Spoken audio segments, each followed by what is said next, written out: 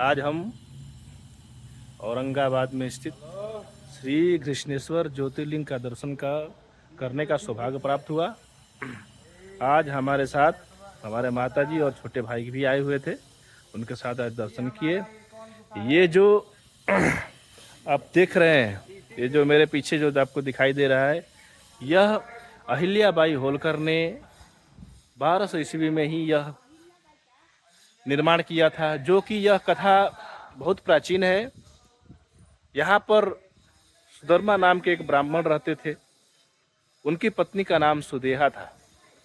वह प्रतिदिन भगवान की पूजा अर्चना करते रहते थे, लेकिन उनको एक सबसे बड़ी परेशानी क्या थी कि उनके घर में कोई संतान वगैरह नहीं था। वो संतान प्राप्ति के लिए भगवान के अनन्य भक्त होकर भगवान की पूजा कर रहे थे, फिर भी उनको संतान की प्राप्ति नहीं हुई। तब उनकी पत्नी सुदेहा ने अपने पति सुधर्मा से कहा कि हे पतिदेव, इस संसार के व्यंग से सुनने से अच्छा है कि आप मेरी जो छोटी बहन है कृष्णी, उसके साथ आप विवाह कर लीजिए। सुधर्मा यह चीज मानने को तैयार नहीं थे, क्योंकि हम बोले कि अब दूसरी शादी नहीं कर सकते, लेकिन अपने वंश को बढ़ाने के लिए सुधर्मा ने कृष्णी से विवाह कर लिया। कृष्णी भी भगवान शंकर की अनन्य भक्त थी। वह प्रतिदिन इसी सरोवर में आकर अपना 101 पार्थिव शिवलिंग निर्माण करती थी और इसी सरोवर में विसर्जन करती थी। इस बात से, इस प्रक्रिया से भगवान शंकर जी बहुत प्रसन्न हुए और उनको एक पुत्र रूप में, उनके समकोख से एक पुत्र रत्न की प्राप्ति हुई, पुत्र का जन्म हुआ। पुत्र होने के बाद सुधर्मा के मन में आक्रोश होने लगा कि अभी तो हमारे जो पति हैं वो कृष्णी को ही ज़्यादा प्यार करेंगे, हमसे प्यार करेंगे नहीं।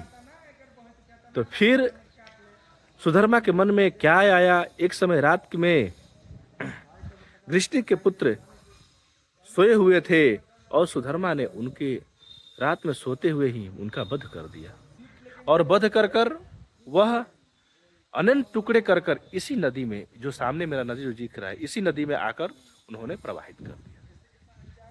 जब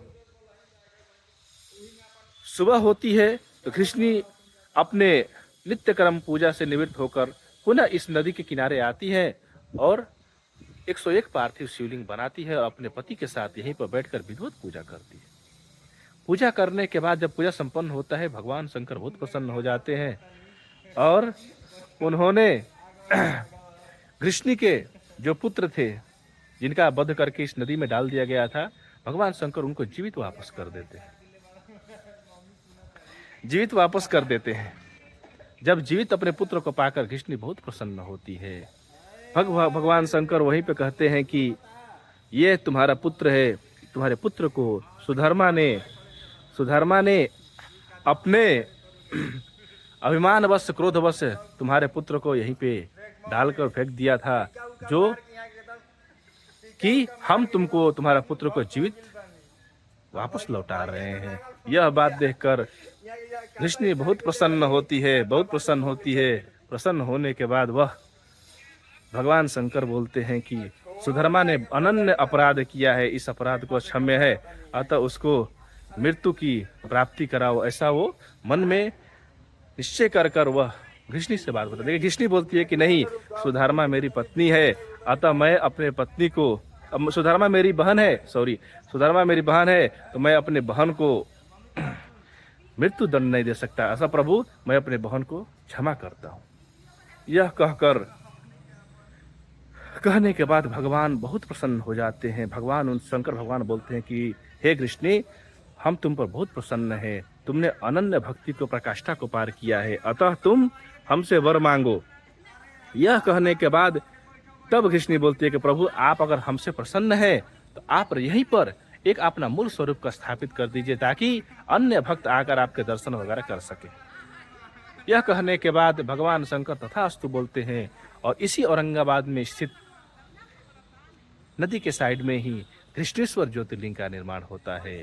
और तब से लेकर आज तक यहाँ पर अनन्य भक्त आकर भगवान की पूजा विधि करते हैं। जो निसंतान है, जिसको कोई संतान की प्राप्ति नहीं हो रही है, वह यहाँ पर आकर इस नदी के किनारे अगर आकर 101 पार्थिव शिवलिंग का निर्माण करते हैं और वह निर्माण करने के बाद प्रवाहित कर भगवान की विद्युत पूजा करते हैं और जरूर उसने संतान से इनको संतान की प्राप्ति हो जाती है।